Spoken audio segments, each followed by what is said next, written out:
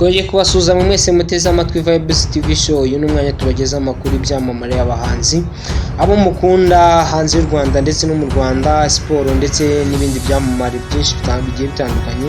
Uyu munsi tugiye kunyarukira muri Miss Rwanda, aho Miss Rwanda tugiye kuhabona umukobwa bita Uwikiza Pamela, akaba yaritabiriye bootcamp.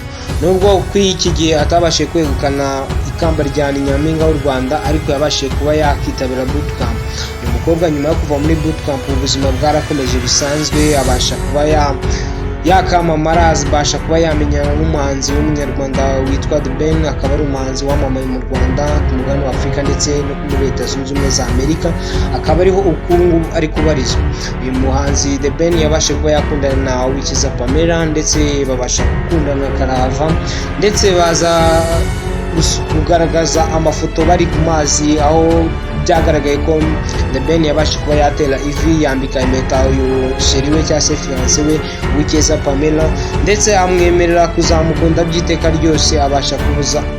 Abasha kuba yamubwira ati ndagukunda kubera ko yamwambitse impeta y'urukundo, ndetse na Pamela abasha kubyemera. Ibi nyuma haje kugaragara amagambo, ndetse haza kugaragara inyandiko zivuga ko Uwikiza Pamela atagikundana na The Ben. Ibi byari ibihuha, ndetse nta nubwo byari byo. Nyuma y'ibyo bihuha baje gukora ubukwe, barasezerana.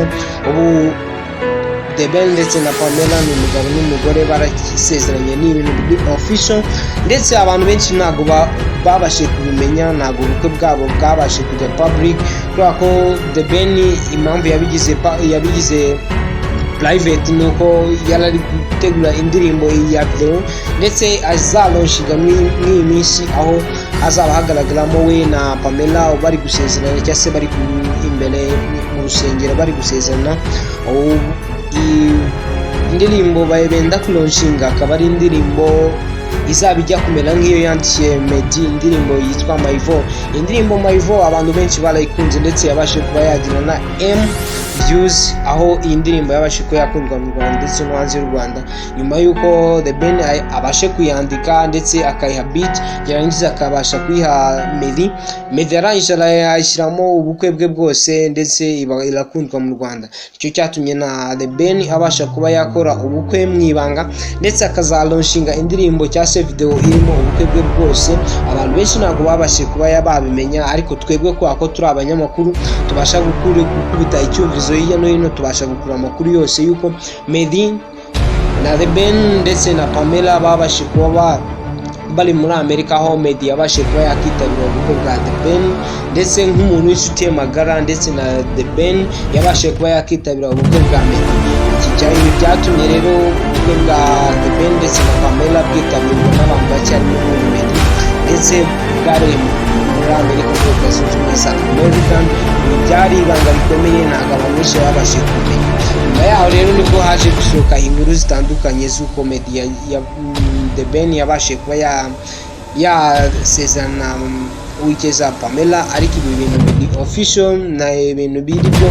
The Ben yabashe kuba yasezerana na Pamela, ndetse ntabwo bigeze batandukana, ahubwo barabana n'umugabo n'umugore. Ibi byabashe kuba byashimisha umuryango wa Pamela ndetse n'umuryango wa The Ben, ndetse n'abanyarwanda muri rusange. Byabashe kuba byabashimisha kuko urukundo rwabo rwari intangarugero.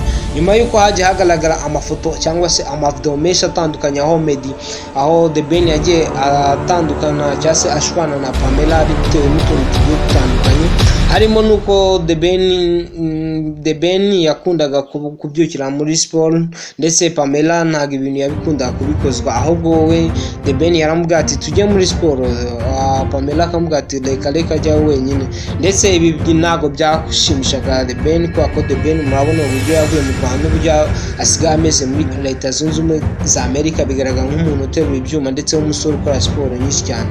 Ndetse uyu Pamela akunda ibintu byo guhamagara The Ben, ibintu bya video call. Ibi bintu ntabwo The Ben abikunda habe na gato, kubera ko we ni umuntu ukunda kuvuga utuntu dukeya, ntabwo ari umuntu uri sociable cyane. Niyo mpamvu Pamela akunda ahamagara The Ben, sheri we The Ben akamuhamagara video call, kako Pamela cyane byagiye bigaragara ko akunda uburyo The Ben avuga, cyangwa se uburyo ki The Ben iminwa ye, uburyo avuga iminwa ye ikunda kuba iri kwizenguruka cyangwa se ibimeze. Ibi byabashe kuba byabaza na sheri we The Ben, ariko nubwo byabanyuze mu ibihe bitandukanye, birangiye bakoze ubukwe, birangiye ubukwe bwa butashye, birangiye abanyarwanda babonye ubukwe bwa Meddy, bwa The Ben na Pamela. Ibi byabashije kuba byashimisha abantu, abanyarwanda bari mu Rwanda, abanyarwanda bari ku mugabane wa Afurika, abanyarwanda bari ku mugabane w'Uburayi ndetse n'abari mu Leta Zunze Ubumwe za Amerika, abashije kugira ikirenge mu cya mukuru we Meddy.